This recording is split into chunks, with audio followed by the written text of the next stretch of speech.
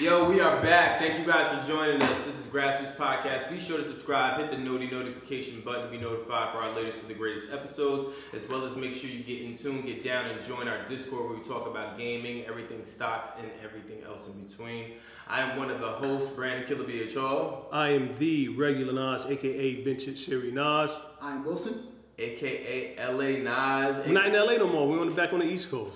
See where your energy's at. And we have an alum with us today, back on the boards with us. Let's give a round of applause and a good welcome to my man Wayno. He is back. Thank you, y'all. I'm happy to be here. Happy to be here. Now, as you guys can probably visually see and hear, our sound is a little different today. We've been having some technical difficulties with our microphones, but we made it do what it do, baby. So we're here. That said, Wayno, how have you been? What's going on, man? I've been good, man. I've been staying low, man. Just staying low, staying out the way. It's a lot going on in New York City. It's a lot going on in the world, but I just been chilling, man. Like, I've been just with family. You know what I mean? Last year was a tough year for me, but I feel like my mind is in the right place and my heart is. So this year is gonna be a great one. Yeah, definitely. Yeah. So off camera, I don't even know if this is in pre-production in leisure. Me and Wayno discovered that we have a lot of commonalities. You know? Absolutely. Like a lot of commonalities. They don't even make any sense. So I'll start with my birthday is December 27th. Mine's is December 28th. What year are you? Huh? What year are you? 84. Oh, I'm 82. So Yeah. I only got you by 2 years. Yeah, right? Wayno's birthday. So our birthdays are aligned, right? Mm-hmm. And then Wayno has a nephew. When is his birthday? Oh, December 27th. Yeah, that's crazy. My nephew's birthday is the 27th. And my sister tried to have him on the 28th, but it was like 48 more minutes. And there'll be no 27th. She really said, she was like, I was trying to have him on your birthday. So I say that to say, we came to an understanding that we're Capricorns and we identify with just Capricorn shit. So. Absolutely. I mean, I never really been into the astrology thing, but like as I get older, like the more shit people tell me about Capricorns, I'm like, yeah, that kind of makes sense. Yeah, that's me. That's me. I'm niggas. It's me. Right. astrology's real. Yeah, basically. So I thought that was real funny, and then leading into here. Yeah. So first, I want to talk about just everything you're doing with your show. Yeah. When I saw the show go up, I hit you. I said, "Yo, good shit. Thank you. About time, nigga. Right. About time. About time. Well deserved. I was extremely happy for you. Yeah. Tell me how that's been going, and how did you even get to do that? So I've been trying to do. Ironically, man, people don't like him, but my man academics told me to do like my own shit. Like when I first got on EDS, like he not to just do my own shit, but he's like, yo, I feel like you got your own like space that you could really conquer, and like you should start doing your own shit. He was telling me about Twitch in 2018. You know what I mean? So there's so many things that like I got into media as kind of like a mistake. I wouldn't say it was a mistake. It just never was planned for me. Mm-hmm. And once I learned that it was people who like what I spoke about, they like me for all the music shit, and they dislike me for a lot of the music shit I say too. So add that in there. But there's so many different layers to who I am as a person, and I just wanted to. It's kind of therapeutic for me. I wanted to just talk about how I have a love for collecting toys, how I have a love for collecting sneakers. I got a love for collecting guns legally. You know what I'm saying? Like, I just got a love for a lot of different things. And as I've been doing it, I wanted to just share my own perspective. And as I've been doing it, it's been growing like bit by bit. So I was trying to do it before, like, right before the pandemic hit. And I thought I had everything set up, but the way I'm doing it now, it wouldn't have been nothing like what I'm doing. You know what I'm saying? So I'm just grateful that people have been engaged in it. It's Hear Me Out With Wayno. It's on every platform. It drops every Thursday, you know, specifically on YouTube. That's where the visuals are. And Hear Me Out With Wayno on IG. Hear Me Wayno? I don't know what that is. We couldn't get all of that into the... Just hear Wayno. Just hear me. Hear Me Out With Wayno is the name of the pod. Yeah. Now, as you're doing this, you've done this on a plethora of different levels. So most people don't know, this isn't Wayno's first show on the rodeo. Like, you've been around. You've worked with Rockefeller. You've A&R'd. You've managed artists. You've broken artists. You've been on tour. Do you think that this business being in media is way different than hip hop? Like, completely astronomically different. I've made way more money being a media person than I did as a manager, as I did as a A&R. Like, I mean, I'm not trying to dismiss that like I couldn't do more, but like media for me has just been a space of me just being myself. Like people, it's a lot of people that when I first got on EDS, like it was people tweeting talking about how I didn't deserve it, what have I ever done, and like fuck y'all, like it, like what's for me is for me, you know what I'm saying? Like fortunately enough, you know, all the stuff that happened with, because I was watching EDS as a fan, and you know Joe's story with that, and then I just really hitting the desk up to say what's up, and then I went there one time and never left, and I did that for 3 years, and then it kind of got me into a space where now I'm doing stuff with like Adidas, I've done stuff with like Foot Locker, all these different things. Me, honestly, bro, I don't know what I'm gonna do next. I just know that I got kids, I got a family, I gotta feed them. So I'm always just trying to figure out some shit that I could do that I'm comfortable with. And I mean, it's a big difference between like just specifically being in the industry, because I still am. Like I'm still vice president of Asylum Records. You know, been doing that for 2 years. You know, we had the Sada Baby record, a whole lot of choppers, the remix with Nicki. So for me to be able to do that and do this, I think I'm the only person that have done it that way. So I'm just trying to really carve my lane. I might be starring in a movie one day. I don't know what the fuck. If it's something that comes with a check, and I'm not a money person, but if it's something that comes with a check that I'm comfortable getting, and I ain't gotta not be myself, I'm gonna do it. Like as long as I can be myself, I'm gonna make money doing whatever the fuck I'm gonna do. Well, it's funny you mentioned movies. Go ahead, go. No, I was gonna ask you, being that you're in like the music industry, and you're also a media personality, you have to give your opinion. Do you ever feel like conflicted? Yes and no. Like yes and no. Like sometimes, I mean, I don't know, bro. Like honestly, people say the word bias a lot, right?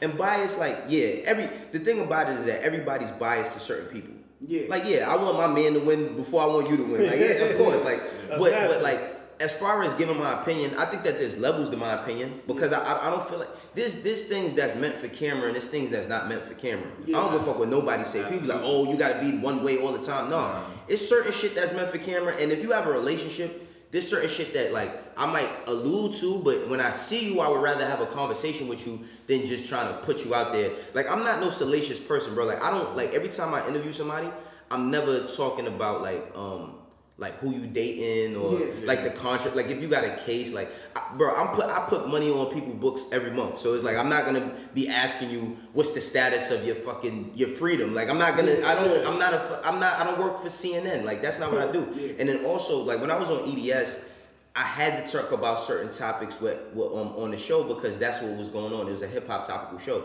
When I'm doing my shit, I don't really care about like. I don't care about going viral. Like you know what I mean? Like I'm not into the views, and like the thing about it is people think that like your show can't be good if you don't have X amount of views. Now, it would be better if it had more views, but that doesn't mean that whatever company you're working with can't monetize the content. And not to interrupt, cool. But to make it grow. Too, to make it grow. You've seen what we've done with nothing. With nothing. Right. Like so, it's to Wayno's point to the audience that's listening. It's very possible to start in your backyard and go get somewhere as long as you just go get somewhere. Yeah, I mean, like sometimes it like. I don't know, bro. Like, only thing that I wish I could talk about more is basketball, because I really love talking about basketball like, more than anything. And most of the times when I do shit, it's like I don't get a chance to talk with basketball people. But like, other than that, bro, like what I'm doing now is not really solely based on my opinion. I have like the stuff that I'm about to do going forward. I can't even announce it yet because the press release ain't called yet. Wait, announce it. I'm trying to go viral. We're trying to go viral. I can't, man. I can't. But what I will say is that, you know, I feel like I'm family with you guys, so I'll come back once, you know, that's what's up. like I would definitely do that. So you said you don't talk about people's relationships. I did have a question for you. Whose responsibility is it to fight Future? Is it Steve Harvey or is it Michael B. Jordan? Yeah, I don't think. Listen, I ain't gonna front, bro. Future a little off, bro. Like I don't think he want to fight him, bro. That nigga's not fighting. Like, because I don't think he saw Creed. Oh yeah, I mean, but that's acting though. Like you know what I mean? Like, that's acting, bro. Like, and that's what I ain't gonna lie, bro. I love Future. Future is in my top 10 all time. Me too. He's in my top 10 all time. I've heard stories about Future though. Well, he's like I'm saying like the ones where you're not supposed to play with him. Like, right. You're not supposed to play. That's what I'm saying. I'm gonna go off acting. Future's my top 10 all time as an artist, just because I feel like, you know, a lot of people think that Future is just a single artist and they don't listen to his music. And like he be talking about a lot of real shit from a relationship perspective, from a like just life if you grew up in a certain type of way perspective. And I think because of how he delivers it in hip hop, like you know in hip hop, the New York opinion is like the media opinion for overall, and I think that needs to change a lot. Yo, I'm gonna be honest with y'all, and Wylson knows, and he always gets on me. Brandon, I can't get in the Future. Yeah, that's fine. When I listen to his albums, like there's a couple of tracks that I could like, all right, that's cool. But for a whole album, I'll end up turning it off. Future's all James Brown, man. Now hold on. People act like they can't understand. Because Nas is gonna have to defend himself. I want to preface this by saying, okay, this guy. You gotta tell me who you could listen to for. No. Whoa. We're gonna get there. Right. This guy, me and Wylson just found out. He just heard Watch the Throne like last week. Introduce him to So that tells me a lot. That tells me a lot. So Nas, like, come on now.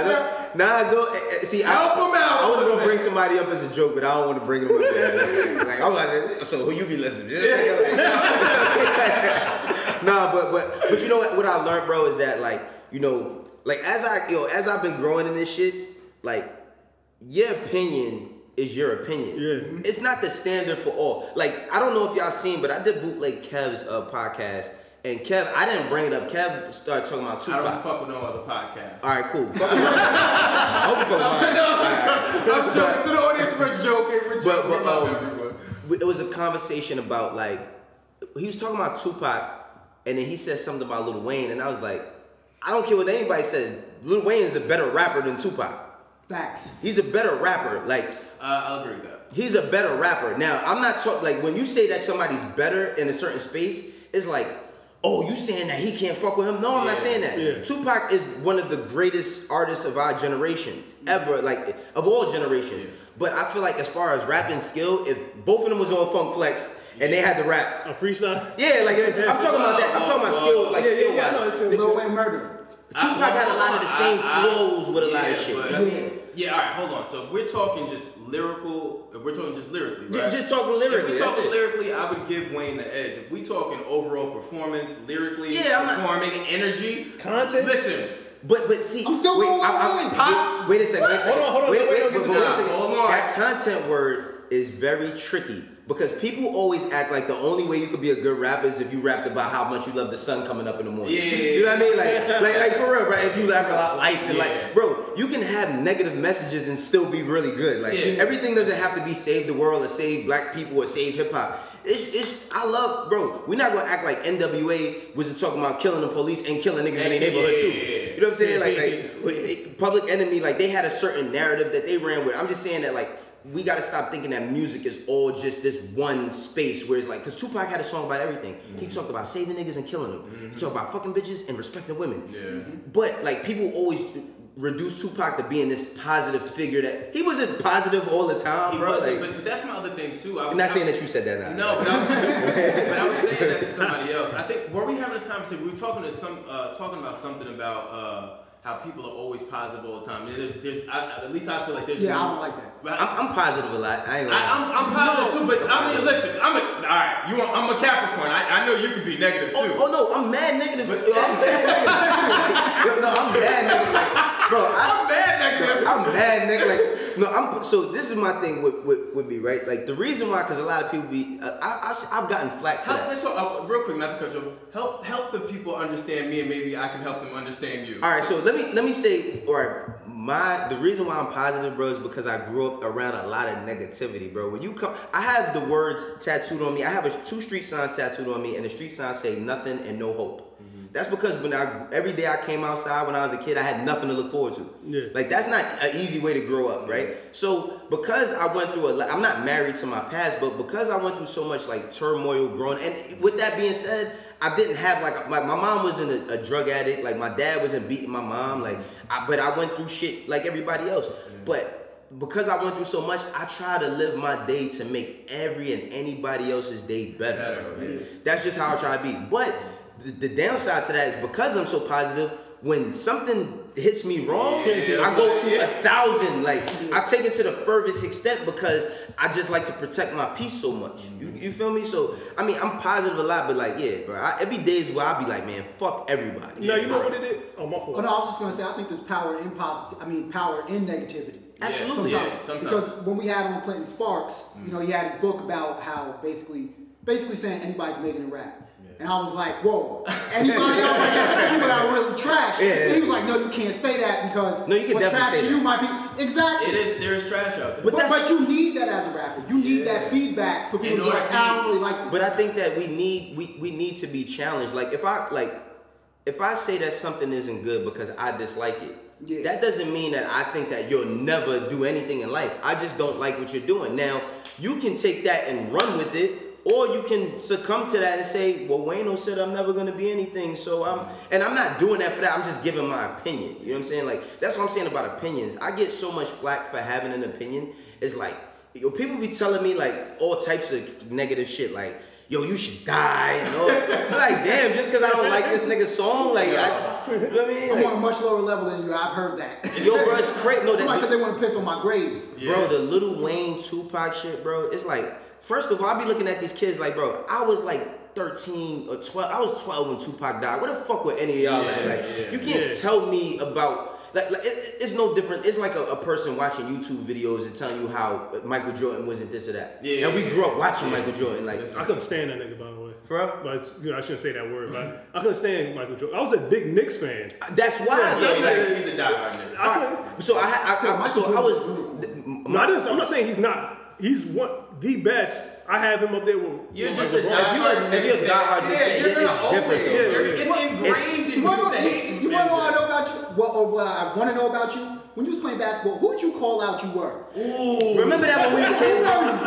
Remember that when we was kids? You remember that when we was kids? Where it's like, when you get to the court and we playing, and it might be on a crate, or it might be a garbage can, or a fire escape. I'm Jordan. You Magic, or you Bird. Somebody had to be Bird, because I used to be telling people how much I love Larry Bird. They're like, for real? I'm like, Larry Bird was busting Mike's ass. Like, somebody had to pick Bird when we was kids. Like, you know what I mean? He was definitely one of great.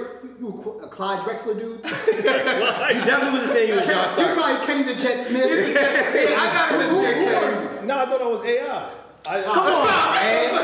Hey, that's when you start playing ball, nigga. Stop it. Like, You know what? I was a big, up until like 6th grade, 7th grade, I was big into football. Okay. So I'm yelling out, I'm playing football. I'll be, yo, Dion. Right. Dion, Julius out. Right, but then I started watching. Allen Iverson got me into basketball. I was like, oh, who is? So you got into basketball late? Yeah. Okay. Yeah, I got into basketball. I get that. So what was your sports of choice growing up? Football. My father was a football coach. I played football. Okay. Ah, okay. I didn't know that. Yeah, I played. Makes a little sense why you a little bugged out. The headshot. Left bench. Left bench. That's a good one. That's a good one. That's hilarious. Hold on.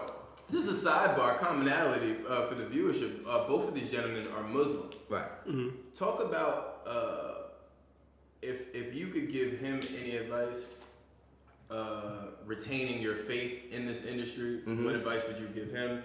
And then, I guess, what advice could you possibly give him in terms of any other sort of spiritual advice? That's really good, because I would have never thought of the question like that. For me, I say that like my spiritual journey was really deep. Like I grew up Hebrew when I was a little kid, so I used to wear yarmulke when I was a little kid. I didn't know Joe, that. you know what's so great? Preschool, I went to Barry Sheaf. I went to a black Israelite school. For real? Yeah. So I wasn't like, my family was Israelites. We were more like Jews. Like my family was like Jewish. Like we was like Jewish people. Like, you know what I mean? But so I used to have to go to synagogue on Saturday, read the Torah, wear yarmulke.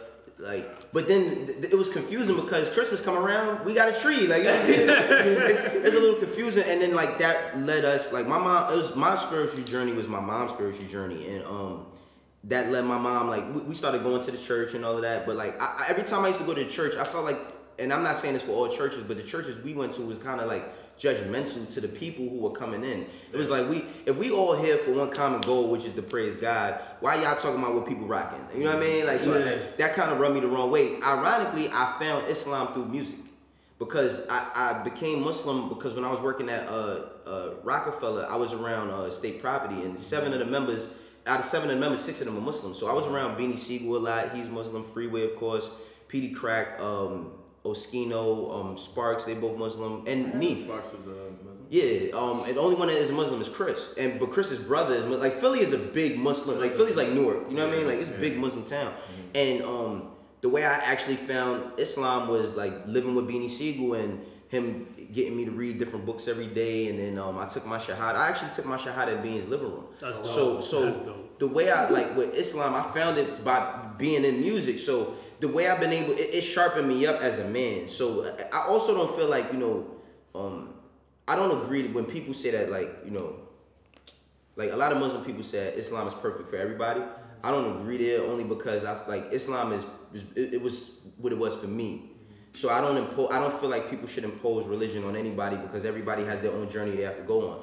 But what I will say is that, like, it's kept me sharp, bro. It's like I don't smoke, I don't drink much. You know what I mean? I drink every now and then, but whenever I'm making, I'm not perfect. Yeah, like I got other shit with myself. But like as far as like how I've been able to navigate in the industry while using my faith, it's just taught me to just never forget who I am more than anything. You know what I'm saying? That's the only thing I would say is, like, you know, it's taught me to never forget who I am. You know what I mean? And to just be true to who I am. And Islam is a very peaceful religion, so that's why I'm very peaceful. Like, you know what I mean? That's why I try to exude that onto others. Like, try to make other people feel comfortable in my presence. When I leave, I want people to be like, damn, I rock with Wayno. You know what I'm saying? I care about that. I feel like that's how you change the world, for real. Nas exudes that. Sometimes, yeah. Sometimes. Yeah, He's just afraid he's gonna slip into the dark side. Yeah, we're trying to save this guy. By the way, No, I'm not. You know what's crazy about life though? I really rationalize a lot of life based on fiction. So like you said, like slip into the dark sky, bro. Like I really look at myself as a Jedi a lot, bro. Like that's a fact. Like, and you know, with being a Jedi, sometimes you get influenced by the dark side. That's a fact. Like they one and the same. It's about balance. It's fiction, but it's about balance in life. So the only thing I say, like I have a saying, and most of these guys in here know it. This is trust in Allah, but tie up your camel. You know what I mean? That's something I live by. It's like, all right, trust that God got you, and that Allah's gonna pull you the right way. But make sure you do your part. Do your part, right? You know what I mean? Then make sure your business, I say, dot the I's, cross the T's, and do both to the J's, because people gonna try to get you either way. Yeah. So that if you take nothing from me, trust in Allah, but tie the camel. I take that. Nah, that's a real thing. Like, right. It's certain things. I think even for pandemic, and that's why I said when you were talking in the beginning, you said last year was a tough year for you. I mean, obviously for us, it was a tough year for all of us, right? I think I don't know anyone that didn't go through anything, even from the show to just personally, right? And I think this year is about growth. I've always felt like that. I felt like, it's my mantra that I'm running with this year is that this year is the year of growth, and it's a do-over. It's a do-over. Man, you get a chance to right some wrongs. You get a chance to fix some things. Yeah.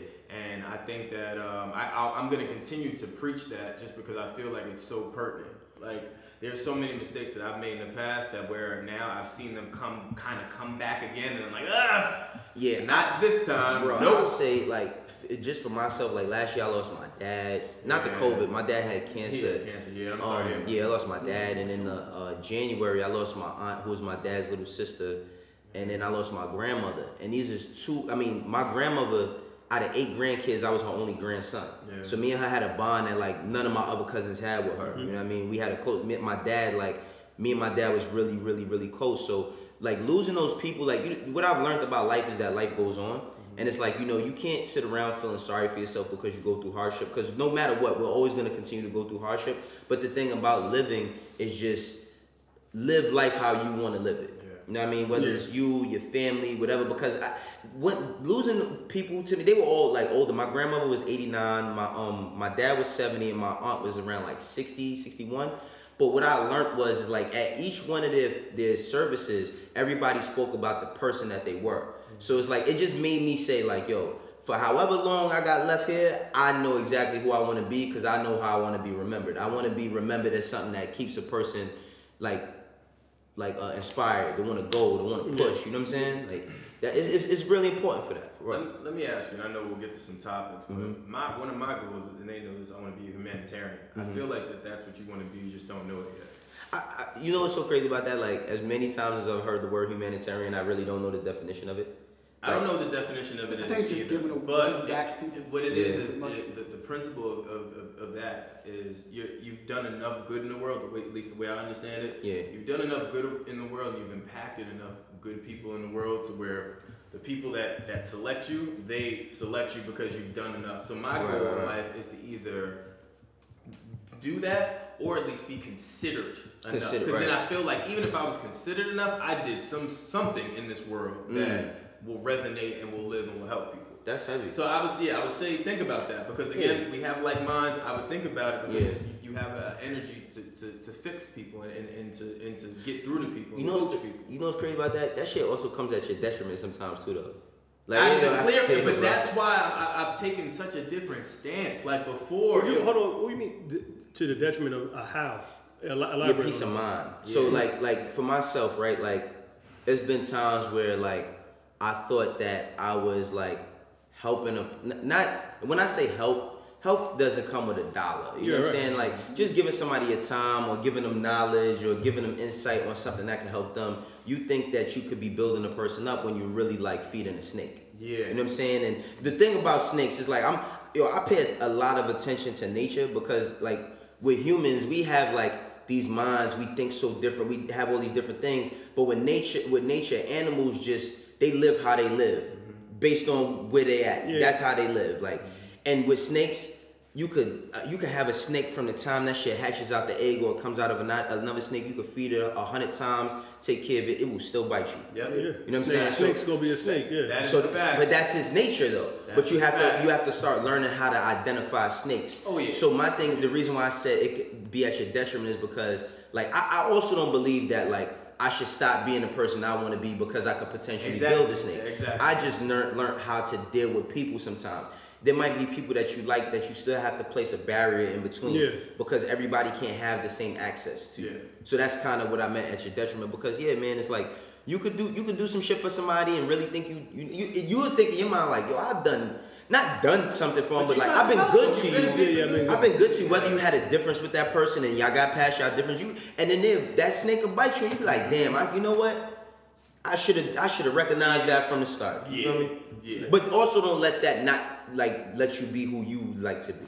And also, I also don't think too. I mean, everyone's been bitten by snakes. I think sometimes the snake just may trip out, and you could keep the snake. Like to your point, you just gotta make sure that you correct it and address the shit too. Well, because that's the other thing too. Yeah, I trust everybody. Yeah, I trust everybody to do what I trust them for. That's a fact. Like, you got levels of trust. Like, I got people that I trust that I would let pick my kids up from school, and I got people I would trust that never be around my kids. Yeah. I got people that I trust that like I would send you a picture of my crib, but I would never tell you the address. You know what I'm saying? Like, for real, like it's like, but see, and even for the negative things that they do, I trust that you'll do that.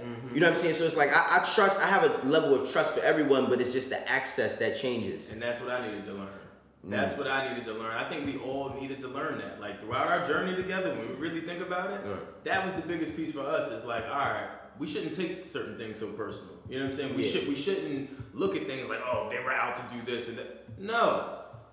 Now you know, and just chill. It's okay. Like, and the other thing I really like, what I say I've gotten from COVID is that everyone makes mistakes, Like you can't. The fact, and that's why I'm so against that whole cancel culture shit, dog. Like, people make mistakes. I can't name not one person in this room that could sit here and say, I've never made a mistake. I'm perfect. When it comes to that cancel shit, I feel like everybody has the right to say something that they're uncomfortable with. 100%. Whether that be sexuality, race, whatever. Like, I respect a person who doesn't know our way of life, our culture, so to speak, and say, why is that, or why do y'all do what y'all do, and let you give them some insight. And even if you give them the insight, they be like, oh, well, I still don't fuck with it. That's fine. But I don't like the fact that, like, if I say something just because I don't know or I'm not privy, I'm looked at as like I'm just insensitive to everything. Because how do we move forward? Nobody wakes up knowing everything, and a lot of times, like, depending on how you grow up, a lot of things is not normal to us. What I learned about the hood, bro, is that nothing in the hood is regular. Like nothing. Like it's regular to us if you live there and you grow there, but like that shit ain't regular compared to like what other people live. But it's regular to us. So it's like you can't just judge us based on what we don't know. Same way we can't judge you based on what y'all don't know. But depending on the class of the person, what makes the difference. You know what I hate most about cancel culture? I just realized this recently. Like when I'm having like a debate or argument with like my friends, you know what I'm saying? I've noticed that like cancel culture talking points have seeped into everyday conversation. Even like one of my boys, like I know how he would react in a certain situation. So I'm talking to him about that, and he's giving me an answer like he's gonna get canceled someplace. You haven't noticed that? Like, he's centering him. He's walking on eggshells just talking to you. Yeah. And it's like, I know that if you were in that situation, you wouldn't do that. Oh, but this, that, and other. And it's like, no. I want your opinion. That's I'm talking to you about it. Yeah. I mean, if I'm keeping it a buck, though, it's politics as usual. You got to look at it. There's people out there, I'm sure. I was going to say something. All right. Let's say if I'm like a Diddy or somebody, right? And I'm not Diddy. But let's say I'm Diddy. Let's say I'm Diddy. I'm sure that there's plenty of times where Puff has wanted to address some shit about it could be even about race issues where he's very vocal, but he's really not saying all that he really wants to say just because he can't offend his political connects that he's working with. You know what I mean? Like I think about that there's a bigger play to certain things at times where, you know, if I want to be that rambunctious and just say fuck all these people, this, that, and the third, that could feel good for me, and that may not hurt me, but that doesn't mean it's not gonna hurt the people that, you know, I'm trying to uplift or trying to nurture. Yeah. What's crazy is, you ever see the movie Ali? Yeah.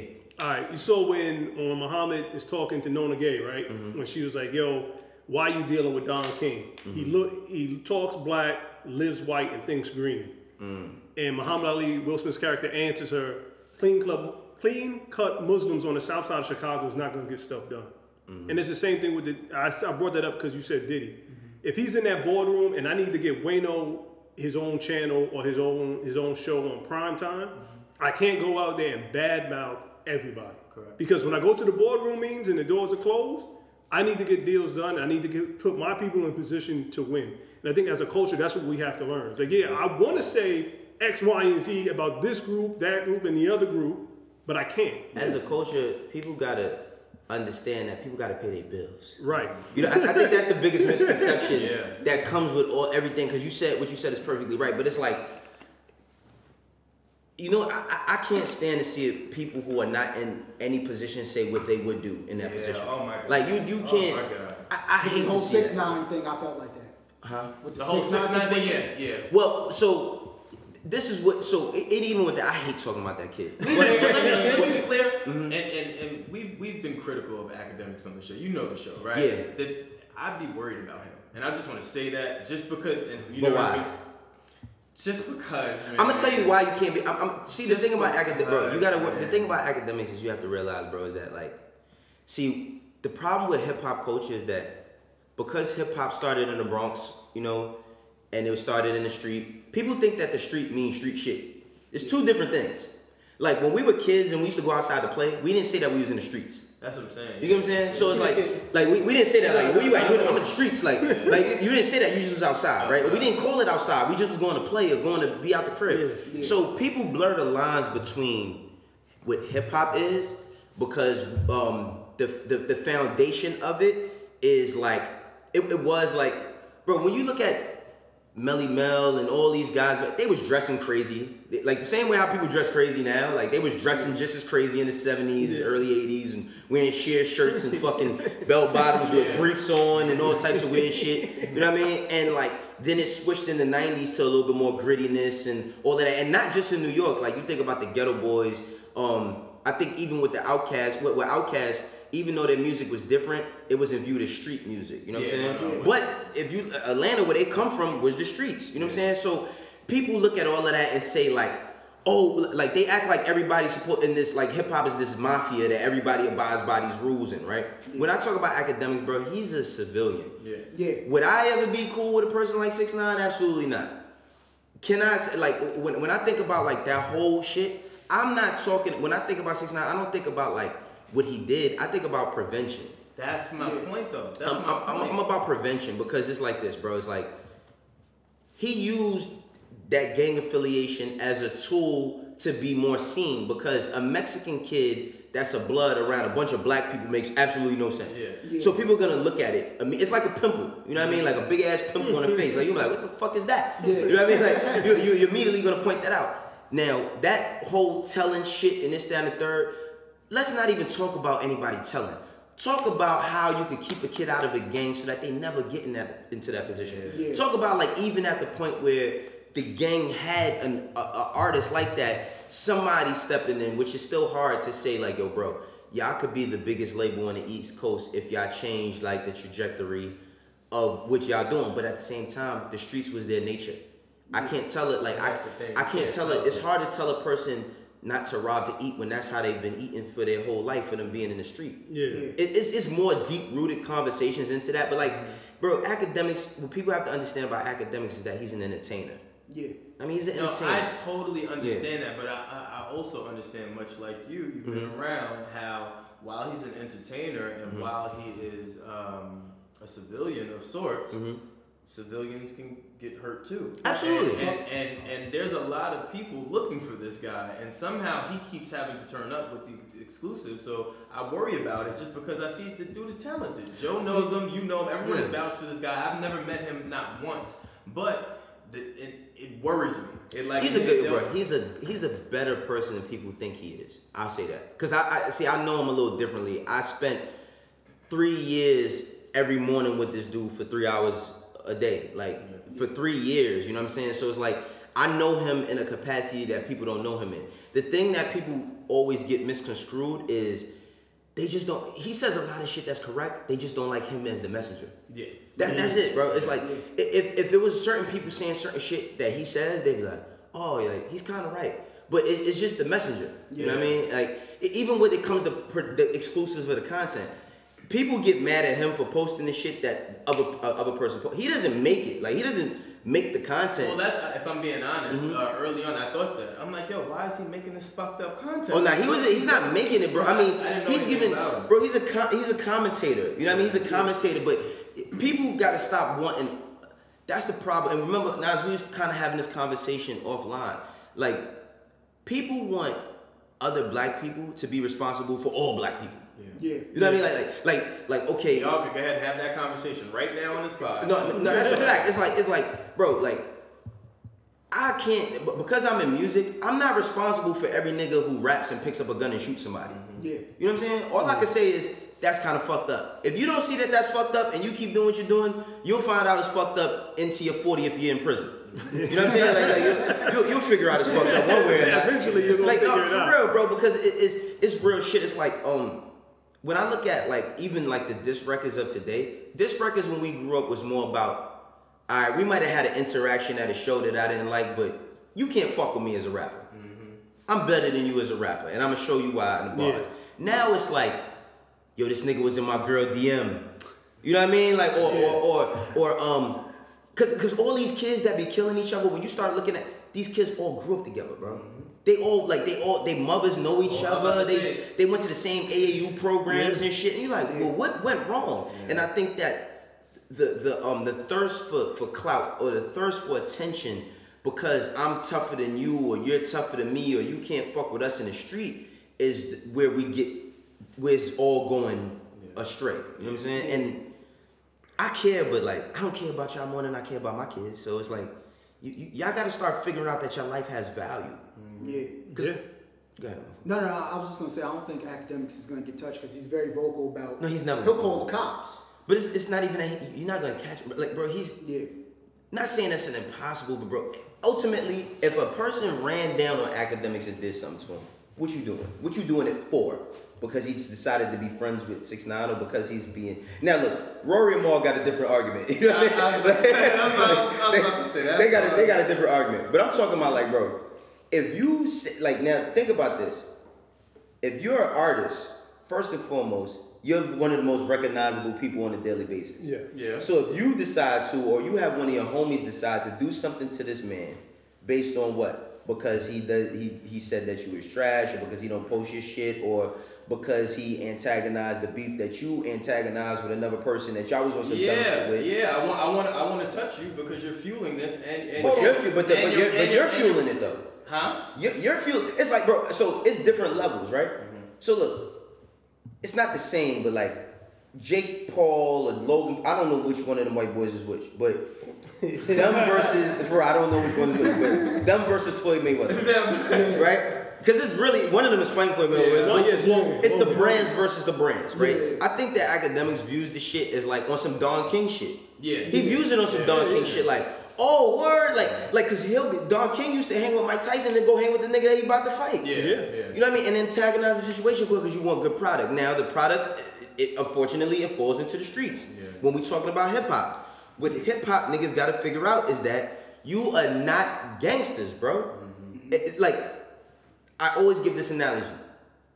If said rapper, whomever, talks all that street shit, like if we seen Pooh Shiesty, and Pooh Shiesty sitting right outside this room, and some shit pop off, we expect Pooh Shiesty to do something, right? Yeah. Based on what? Just his records and everything. Yeah, based on his records. Based on his music, right?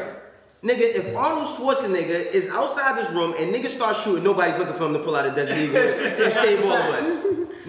Nobody's looking for him to save nobody. No. But we looking for Pooh Shiesty to murk something if a nigga disrespect him, right? But think about how psychologically our culture's all messed up. It's all fucked up, bro. It's all fucked up because we praise the detriment of our people, bro. Straight up.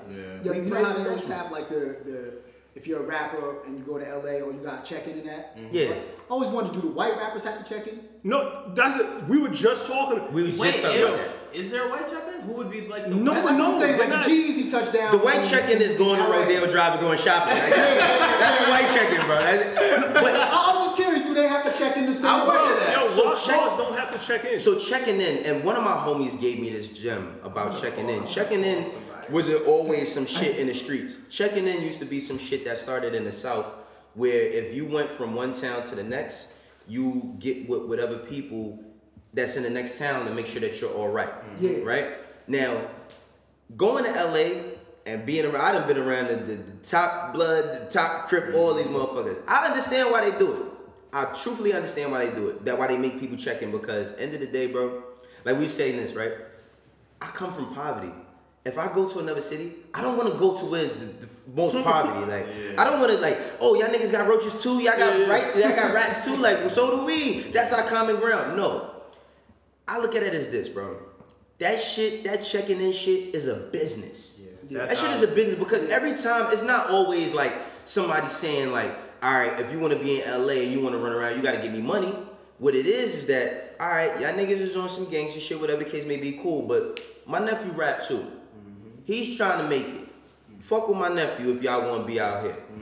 Help us out because them people over there, bro, being in LA, when I went to LA and I really was in the hood and I came back home, I was like, I don't know why anybody would gangbang outside of where they at, because that's just that's the law of their land. Like, that's how they live. So what I'm saying is this, right? Like, gangbanging is oppression, right? It's oppression.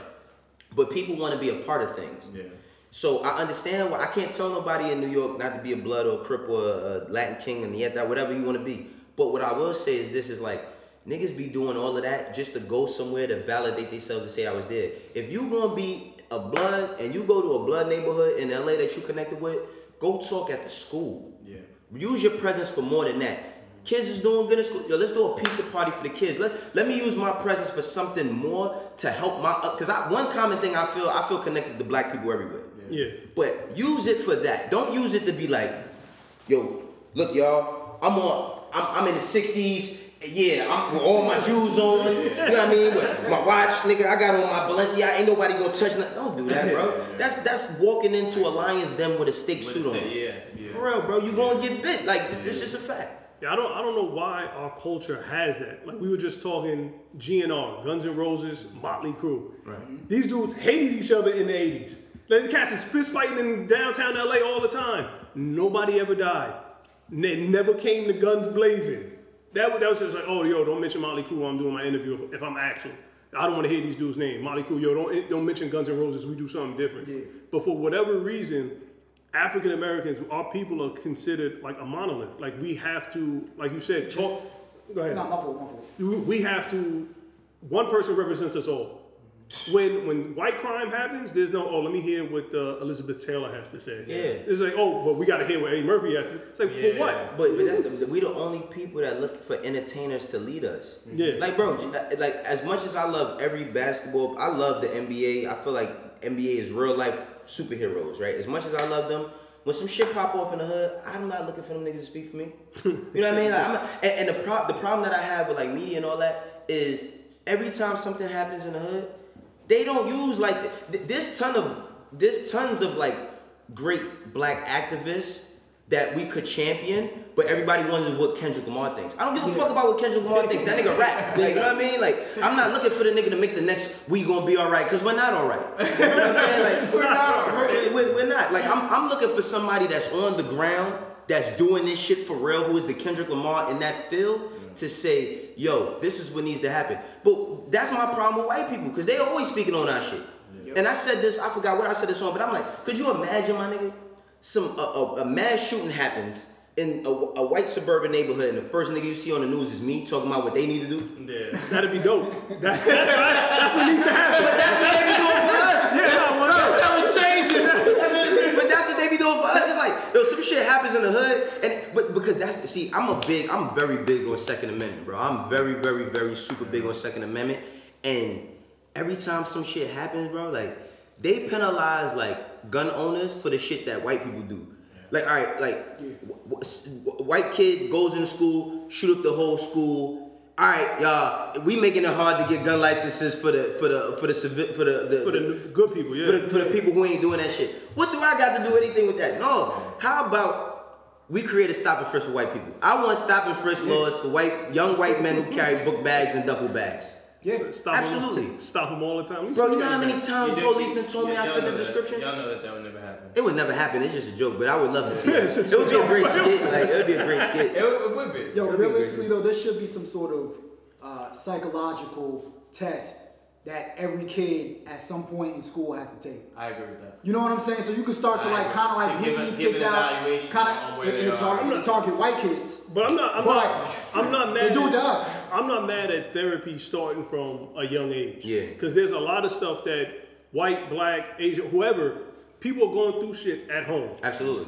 And if you don't nip it in the bud, it's just going to manifest itself. And by the time this kid goes to high school, it's over. I was having a conversation with my niece one time, and we spoke. She said something about like how it's crazy when white people shoot up school. So I said, so niggas that shoot up like little kids' birthday parties ain't the same as a mass shooter? Yeah. And she really tried to tell me no, and I was like, wait a minute. So like, all right, so that's different. That's different. But because bro, we don't like to accept accountability. Yeah, watch 100%. So it's like, okay, right. This dude who, whatever frustrations he's going in life, goes and buys an AR-15 and he levels out 20, 30, 40, 50 people. It happens all the time, right? But the kid who goes and has a problem with this other kid that's 18 years old and they shoot at each other 100 times, neither one of them hit each other, but they hit the mother and hit the little kid. Yeah. They're not as bad as that person. They're just the same motherfucking person. You want to know why it is? And this is when media brainwashes. When we think mass shooting, we think mass shooting because of those big buildings, schools, parks, national landmarks, 9/11. But people don't realize that a mass shooting, what is it? 3 or more. Yeah, 3 or more constitutes as a mass shooting. Oh, then I've been seeing mass shootings my whole entire life. That's what I see. And Nas is the one that pointed that out, by the way, on whatever show we did it. That's the first thing that came to my mind. I said, yo, I've seen mass shootings there. I feel like that definition though is to take the heat off white people though. It is. You know what I'm saying? Because then they can say, oh, black people are mass shooters too. No, but there's a big difference. So the reason why I feel like they treat it that way from a media standpoint is because like it ain't enough black kids growing up to be things, right? Now, like we're not even considered in the conversation when they have about guns, right? What happens in our neighborhoods, because like I feel like they feel like we're not producing anything, which we know that we are, but the light is not put on what we produce.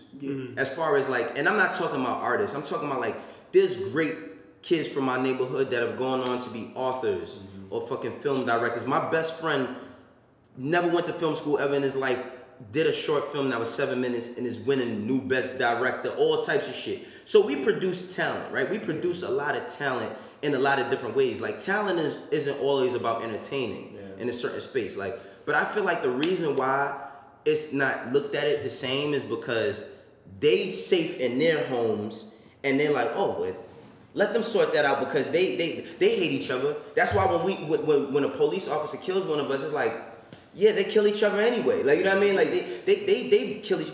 And another thing is like even with the police, when it comes to how they react to other white police react to white kids when they get into the same situation, I feel like they don't want to kill their people. Not at all. You know what I mean? Like that's the biggest thing about it. Like, they don't want to kill their people. They bring the mass shooters in alive.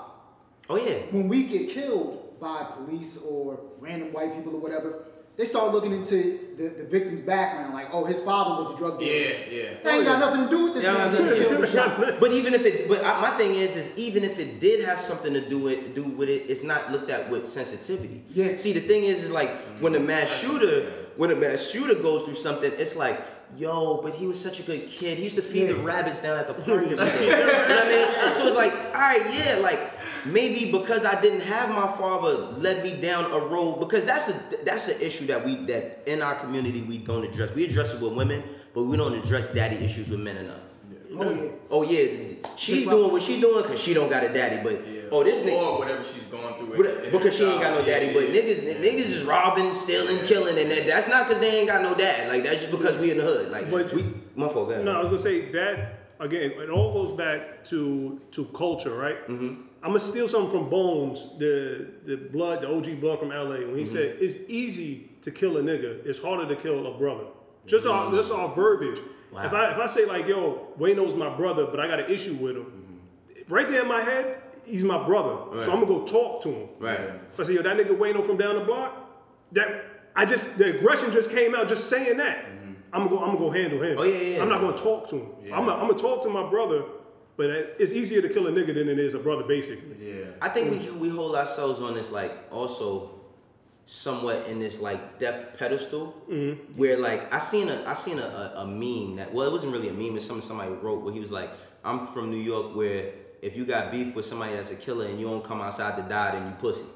Yeah. But I've seen that. But that's real shit though. It's like, bro, it's like, all right, if I got a problem with a nigga that I know is like he's one of, and I don't come outside, like y'all gonna antagonize me because I don't want to die, like you know what I'm saying? Like that's crazy, like you know what I mean? But that's the mentality though. But it goes back to like it's culturally. It's crazy. You're gonna tease me because I don't want to die. Yeah, like you know what I mean? But if I come and if I come out and I get to shoot out with this nigga, I get to shoot and stick niggas back. At least he shot it out. So let me get this straight. I die, and I'm not the pussy, but I die, and that's it. But real. But you know what the toughest thing, and I'm happy that I'm having this conversation with other young like men like yourselves. Like, I don't know how we fix anything, bro. Me neither. I don't know how because we've tried so much. You know, it starts with these conversations, and when people see these conversations, like, oh, it's safe to have these convos. Like, I don't want to. I don't know if everybody knows this, but we're all gonna die eventually. Right. So there's no need in me rushing it by antagonizing the killer around me. Dude, you have your own issues. Yeah. You know, and that goes back to what Wylson was saying. Therapy at a young age can eliminate all of that. Why is our community the only ones that chase death? Well, it's because our community is resistant. I'm gonna let you finish. I was just gonna say it's because our community is resistant on going to therapy. They think that when you go to therapy, you're soft. You're soft. Yeah. They think you're going to a quack. You're off. So that's why. I want to ask him, because you're in the music industry. Love rap music, right?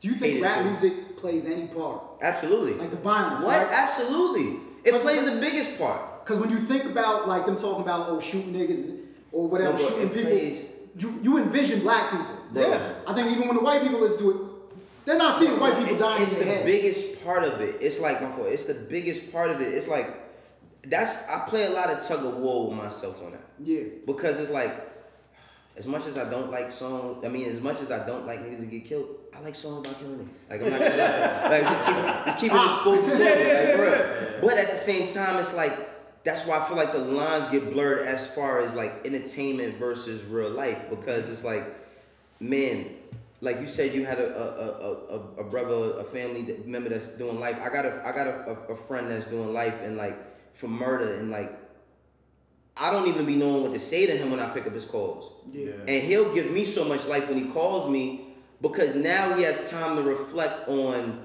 all the shit he shouldn't have been, right? Yeah. But in that moment, people tried to praise him for being a shooter. Yeah. But where does that come from? Like that's where I like, cause some days I'd be like, yo, bro, I don't like. I had a conversation with one of my homies and we was talking about a new artist in your street artist, and I said I couldn't get through 8 songs, and he took that as me saying that I couldn't fuck with him. It's not that I couldn't fuck with him. It's just the day that I decided to turn that shit on, I didn't want to hear that. Yeah. You know what I'm saying? Like, I didn't want to hear that because it's days where it's no different than watching movies. It's like days where you want to watch some happy shit with your kids, or you might want to watch a love story, or you might want to watch some fucking killer shit. Yeah. But it varies on how I feel, and the music shit is the most influential thing. I mean, look at New York for instance, bro. New York City, specifically Brooklyn, has become what Chicago was 10 years ago. I've never heard nobody in New York City diss a dead person. When I was growing up, there was tons of people who was getting killed. I never seen a nigga that killed a nigga and came to the block the next day like, yeah, that bitch ass nigga, and write his name on the wall and all that. Bro, these kids, like, that shit that Chicago went through, which was tons and tons and tons of trauma, because of the music industry, that has circulated over to New York. Because these kids is like, they grew, like these kids that was 10 years old when Chief Keef came out, they 20 now. Or 22 or 13, they 23 now. And now they finding their ways and navigating life and getting in this shit with people through gang banging or whatever the case. And these kids are slaughtering each other, bro. Yeah. They're slaughtering each other. But I tell you one thing, it's because Brooklyn isn't producing a lot of engineers. If it was producing more engineers, somebody step in for that shit. Yeah. Oh, and that's what I wanted. That's the other point when you brought that up. We as a culture have to say, I need Brandon, even if he's a teacher, I need Brandon to be the best teacher he can possibly be. If Nazim is a janitor, I need you to be the best janitor that you can be. If Wylson is an architect, I need him to be the best. Because once we all contribute at the top tier of whatever profession it is, then our community is raised. Well, also, I think that we got to give more insight into what that teacher looks like. Yeah. You know what I mean? And I don't mean just on the visual. I mean like I spoke at a high school in Newark one time, and I sat with these kids for like 3 or 4 periods just talking to them, and I couldn't tell if like they just liked the fact that they didn't have to go to class or they was really just listening. You know what I mean? But I asked them this question. I asked them if my words would mean more if I pulled up today in a Ferrari, and it was like a few of them was like, yeah. And a few of them was like, no. But more of them was like, yeah, because we are visual, bro. Like, if you tell me that you're a teacher and you live in this house somewhere and this, that, and the third, that sounds good. But if you don't have on a watch that I can identify, it's not going to make me want to be a teacher. And unfortunately, that's how our culture is because we're our success. Yeah. Right? So it's like, you can meet, like, you could be like a billionaire. And a kid, if you on he gonna treat you like any other person just based on he ain't gonna he'll sit on your car if you pull up in an Altima, he gonna sit on your car. But if you pull up in a 500, he ain't gonna sit on the car because he's gonna respect what you grinded for. Yeah. And I think that so many things need to change in that bowl. I feel like the word mentor needs to be changed to something else. Cause mentor almost has an identity of this corny motherfucker that never went through nothing, that comes to the hood and is like, hey y'all, you know, I never went outside. I grew up in the hood, but I never went outside. I never had a girlfriend until college, and like I ended up all right. That's what mentor means. Mentor don't like mentor need to be, man, that bitch from the projects burnt me before. Like it needs to just come with a little bit more transparency as to yes, I've gotten burnt before. You know what I mean? Like I actually have gone through that. But no, it just needs to come with more. Like I think that people are so afraid to be vulnerable. Like for a long time, I didn't like to tell people that I lived in the shelter system. Yeah. I mean, but once I started saying it, was people like, damn, I went through that too. So people look at me as Wayno, as this guy that's doing all this amazing shit. But our connection might mean that we were semi-homeless at a point. You know what I mean? Like so, I just think that as men, as women too, because I don't, we don't say men, we don't say women one time. They're like, y'all did a whole podcast. But as women too, we just got to be a little bit more transparent in our journeys, and that's what's going to really change shit for real. I think so too. I actually want to end on that note, even though I know we're supposed to do go all types of topics and shit. Yeah. Well, you'll come back. Of course, man. You'll come back, especially when you're able to give. I'll be the Ghostface killer to y'all, only built for Cuban links. You know what I mean? You know what I mean? Just feature me. You feel me? Like, let me pull up. That's a fact. So real quick before one of my favorite artists, by the way. That is.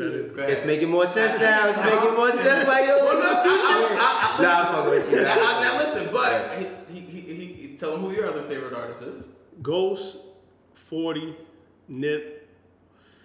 40 who? How do you feel about E40? 40 boy. No, 40 is a fucking legend, bro. That nigga's that nigga. No, I know he's a legend. He doesn't. Don't get me beat up. I know that man's a legend, and I understand it. About to say, as long as you heard that story. How you feel about his music, though? Yo, you know what I love about E40? What? That nigga been making songs since I was a little kid, and tomorrow he could come out with something tomorrow and be like. Okay. See, I think E40 has no expiration date on who he is. I agree. That's the difference though between New York and everybody else. Yeah. Because see, the thing about New York, I feel, and I know we're gonna end soon, but the thing about New York is that like everybody expects a New York rapper to always rap like Jadakiss, right? Like everybody, like if you're not rapping like that, like you can't be from New York. Like you can't be. The thing about 40 like our culture in New York and Jersey as well is looked at like. We can't always be the same, right? Like, niggas laugh at us for wearing Timbs, but don't laugh at nobody in LA for still wearing fucking Chuckers and Dickie suits and Cortez and shit, which I would never wear a pair of Cortez ever in my life. But, like, I love the fact that, like, LA niggas could always be themselves. Houston could, tomorrow, Mike Jones could pop out with some candy paint shit with slabs on a car and niggas be like, yes, that's our culture. We wear Timbs and a Yankee hat, like, oh, these niggas never changed. Like, you know what I mean? Like, but I think that the reason why though is because the elders don't never accept the younger ones. You know what I mean? Like they don't accept that they're into different shit now. You know what I mean? Like, and it's not the same anymore. Yeah. Now it's just that whenever I say like I can't catch the vibe to his music, people go crazy. And I'm like, yeah, you gotta be able to understand that. Like, I mean, well, you do got that's a Pop Smoke shirt, right? Yeah. Yeah, but I mean, like people would be like, yeah, man, you probably want a new Biggie album, like for real, bro. Like we can't never change. That's why I hate when people say they don't fuck with A Boogie. I like A Boogie. Oh, he's not. like A Boogie. Because A Boogie is Bronx, bro. Like he's the Bronx. Like that's what the Bronx is. But that's what the Bronx is today. It's not fucking breakdancing on cardboard no more. You know what I'm saying? Yeah, I saw A Boogie live. He sound like the auto-tune is on him. Yeah. Like, he got a good sound. Yeah. But the same way how you can't understand Future, I think that's a little bit more unreasonable. Not like Future over E40. Like, and you know, it's weird because I like The Game. That 1992 album. The 1992 album is dope. The Born to Rap album. I'll go one back. Like, that's a weird mixture though. You said Ghostface, Raekwon, and then E40. I'm like, wow. I've never heard nobody say those three like back to back with that. I mean, listen, I'm not knocking it by no means, bro, because I feel like you naming people that's legendary people. I just feel like we don't respect our shit. Like New York don't respect our problem is that we hold on to the past too much. Yeah, I can see that. I think we let that go though. The young boys doing a lot of drill music. I know, but I can't get into drill. I've been trying to. I'll be honest. I try to get into drill. It's hard for me. I can't get into drill because I know that every. You like drill? I mean, it sounds cool. The problem that I have is that everybody has the same song. Like everybody's song is. And then every song comes with a body, bro. It's like I don't like every album. So you gonna kill everybody in the neighborhood for 14 songs, And I don't feel like you have to have I don't feel like you have to make White Man's World to be a great artist, but at the same time, bro, so every beat is gonna be the same top to bottom. That's what I like about Pop Smoke, because while Pop Smoke's first project was in that realm, by the time he got the second one where he dropped when he still was alive, in the music that's out now, you can see he was shifting. Yeah. Like he shifted to a whole different space than what was this shit. Yeah. You know? Yeah, man. Well, Thank you for having me, fellas. Yeah, man, thanks for showing up, man.